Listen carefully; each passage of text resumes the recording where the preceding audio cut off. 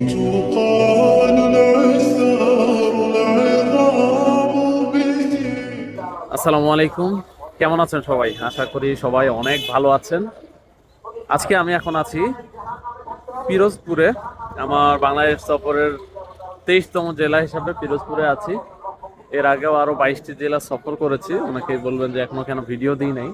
এর বেশ কিছু কারণ আছে, যার কারণে আমি এখনো ভিডিওগুলো পাবলিশ করতে পারি নাই। অনেক ভিডিও করছি, বাট হাদি ভাইয়ের মৃত্যুর পর থেকে আসলে আর কোনো ভিডিও আমার মানে চ্যানেলে যায় নাই। আমি মাঝে 2 দিন গিয়েছিলাম ঢাকাতে, হাদি ভাইয়ের জানাজা অংশগ্রহণ করেছিলাম। চেষ্টা করবো এরপরে আপনাদেরকে এই ভিডিওটি দেখানোর জন্য, এই ভিডিওর মাঝখান দিয়ে।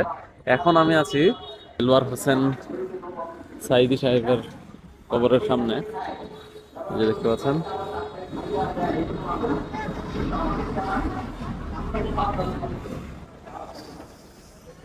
এখানে আসার পরে হৃদয়টা একদম প্রশান্ত হয়ে গেল।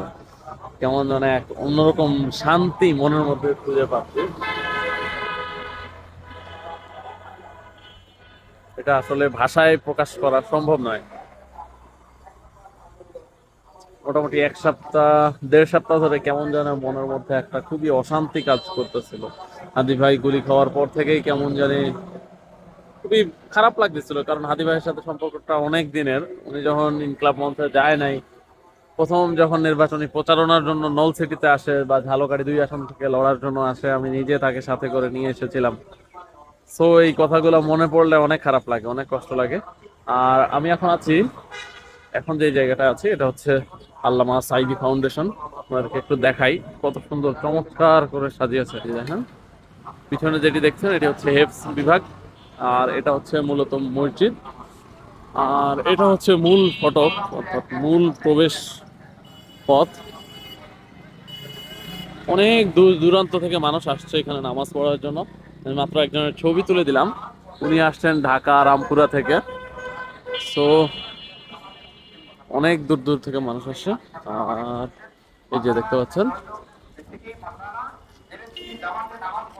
তাহমিমুল কোরআন আলিয়া মাদ্রাসা।